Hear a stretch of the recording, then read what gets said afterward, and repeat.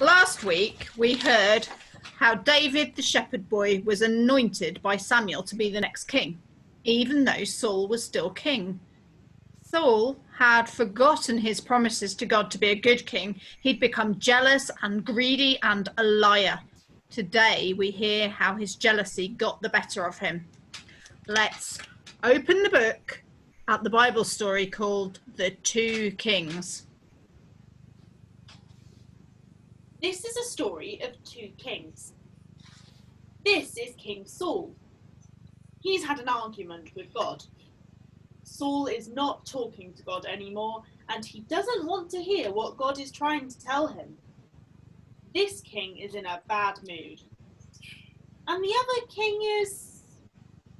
This story is definitely called The Two Kings. I wonder who the other king could be. This is David. Do you think he could be a king? He doesn't look like one. He looks like a young shepherd looking after his father's sheep. But yes, you are right. He is the other king in this story. But he's not king yet. It's true the prophet Samuel had already told David that God had chosen him to be the next king, but he knew the time wasn't right yet. So David carried on looking after his father's sheep. David's family was confused. What's the point of choosing him as king? He's going to stay here and look after the sheep. King Saul has a son already. Surely he will be the next king. Maybe it's all a mistake. David wasn't worried. I don't know what God's plan is. All I know is that Samuel said God has chosen me. Meanwhile, Saul, the other king, was feeling even worse. And that meant he behaved badly. Get out of my way! He would roar and shout. And sometimes he would even throw things. And when Saul was like this, all his advisors and servants would try to think of ways to calm him down. Your Majesty, Suggested one of the servants. perhaps some music would soothe you and make you feel better. Let me send for a shepherd boy I know. David is his name. He plays the harp beautifully. Saul shrugged his shoulders and said, It won't make any difference, but fine. and so the servants sent for David to come in from the fields with his harp. David bowed to the king and began to play his lovely music. I apologise that in the rush I forgot my harp, but I brought my melodeon instead.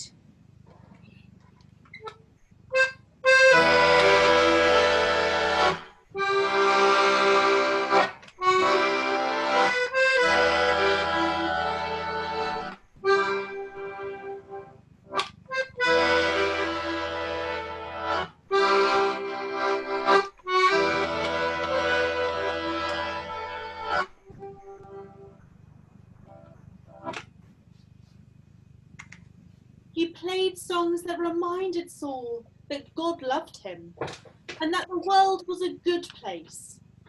And soon Saul relaxed and began to smile. The servants and advisors were so relieved that they wanted David to stay forever. But David knew that wasn't what God had planned. So he asked permission from the king to return to the farm to help his father. And Saul, who had forgotten all about David now he was feeling better, waved his hand and said, Oh, of course.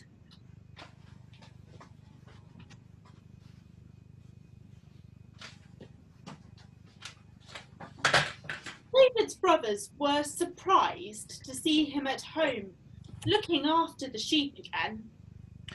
When you went to the palace, we expected you to take over as king.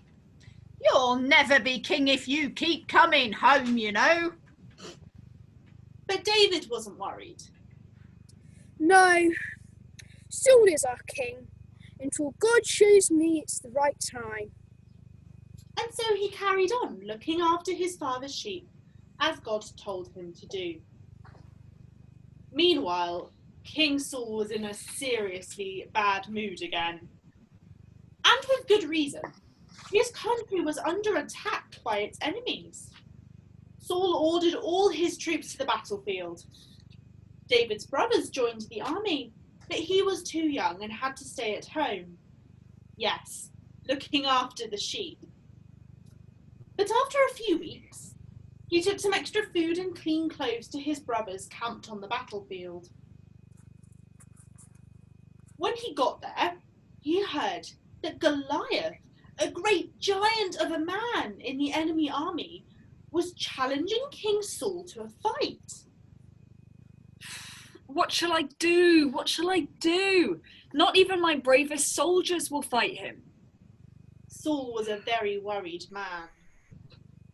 But David wasn't worried. If God is for us, who can be against us? With God's help, even I could beat that loud mouth. David's brothers laughed at him. Ha ha ha ha! King Saul laughed at him. But David wasn't worried.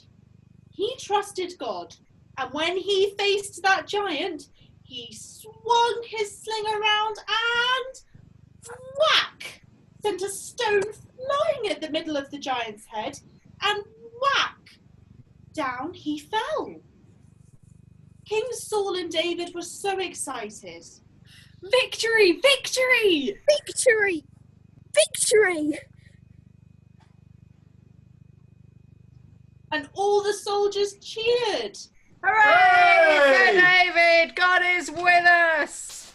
And all the people said, David's our hero! everyone wanted to give David rewards and medals and to make him a general in the army. But David knew that this wasn't what God wanted. So instead he offered himself to serve King Saul. But Saul's happiness didn't last long. His bad mood came back.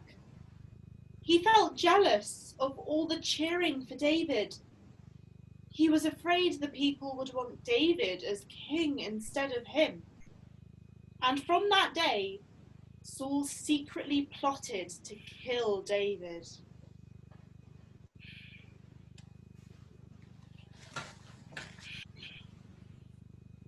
We shall have to wait until another time to see what happens. But now, let's think about David. I expect we would all love to be a hero and be brave like David. David was a good shepherd. Day after day, he cared for the sheep, which gave him the courage and the skill to fight against and defeat the giant.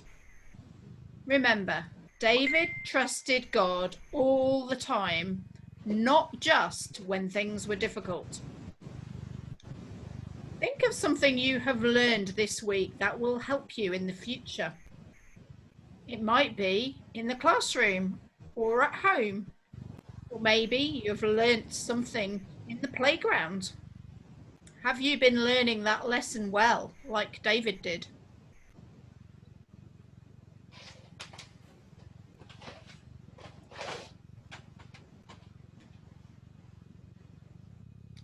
Now, I'm going to say a prayer. And if you want to make it your prayer, say Amen at the end after me.